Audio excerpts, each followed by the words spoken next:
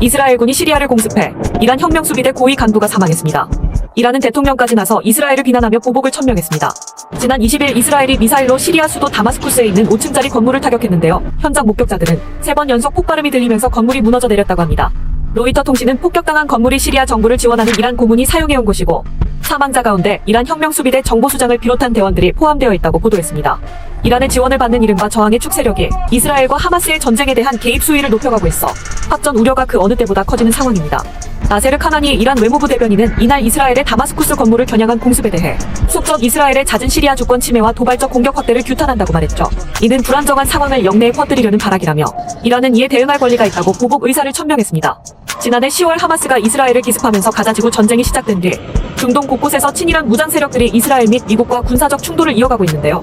최근에는 3,500개의 미사일을 보유한 이란이 직접 무력 행사를 이어가고 있습니다.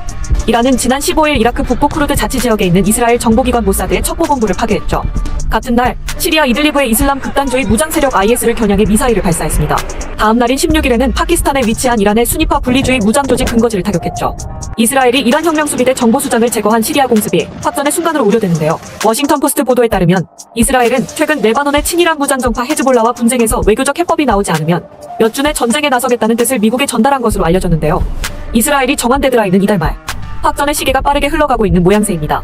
이스라엘 정부와 군에서는 이란을 저지하기 위해서라면 헤즈볼라와의 전면전도 불사하겠다는 강경론이 커지고 있는데요. 헤즈볼라와 전쟁을 벌이는 것이 전략적으로 타당한 시기라는 분석까지 나오고 있습니다. 이스라엘 전 국가안보 부보좌관 척프레일리히는 가자지구 전쟁으로 이스라엘군이 총동원되었고 홍해에 주둔해 있는 미 항모전단이 이스라엘군에게 유리한 점이라면서 헤즈볼라와의 전쟁이 불가피하다면 지금이 가장 적기라고 말했습니다. 미 항모전단을 코앞에 두고 이란이 섣불리 이스라엘과 전면전에 나서기 쉽지 않을 것이라는 거죠. 헤르지 할레비 이스라엘군 참모총장도 지난 17일 레바논 공격훈련장을 방문해 언제 북부에서 전쟁이 벌어질지 모르지만 앞으로 수개월 내에 그런 상황이 벌어질 가능성이 이전보다 훨씬 크다면서 때가 되면 우리는 모든 힘을 다해 전진할 것이라고 말했습니다. 하마스보다 군사력이 월등한 헤즈볼라는 줄곧 확전의 불씨로 간주되어 왔습니다. 레바논 국경에서 계속 이스라엘과 충돌하고 있는 헤즈볼라 역시 호전적인 태도를 이어가고 있는데요. 이스라엘을 겨냥해 약 15만 발의 미사일을 무기고에 비축하고 있는 것으로 파악됐습니다. 최근에는 이스라엘군의 보복 공격으로 헤즈볼라 정예 부대의 고위급 지휘관 위사 말타윌이 사망하면서 국경지대의 긴장감이 더욱 높아지고 있습니다.